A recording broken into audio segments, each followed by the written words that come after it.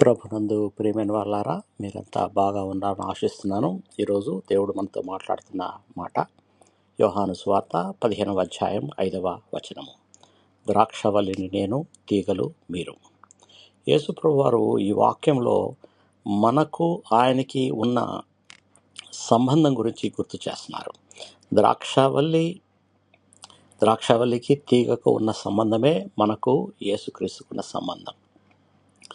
మరి ద్రాక్షవల్లి ఆ తీగ లేకుండా ఏ విధంగా జీవించలేదో మనం కూడా ప్రభు లేకుండా జీవించలేము, ఫలించలేము.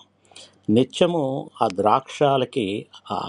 ద్రాక్షవల్లి నుంచి ఆ తీగ ద్వారా రోజు కావలసిన శక్తి, ఆహారం అందుతుంది. కాబట్టి ద్రాక్ష బాగా ఫలిస్తుంది.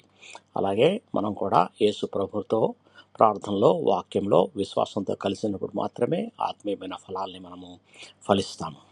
కాబట్టి ఈరోజు మనం పరీక్షించుకోవాల్సింది ఏంటంటే, నేను క్రీస్తుతో నిత్యము కలిసి ఉన్నానా, నా అనుదిన శక్తి ఆయన నుంచి పొందుకుంటున్నానా లేదా అని ఆలోచించుకోవాలి.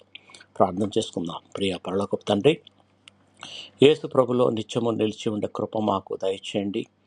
మరి మీ నుండి దూరం అయితే మేము బలహీనులమని మేము గుర్తించి, మరి నిత్యము కూడా తండ్రి మీ వాక్యం ద్వారా, మరి మీ ప్రేమ ద్వారా, మీ అందు విశ్వాసం ద్వారా బలపడే శక్తిని మాకు అనుగ్రహించమని యేసు కృపగల నామంలో ప్రార్థించి వేడుకొనుచున్నాము తండ్రి.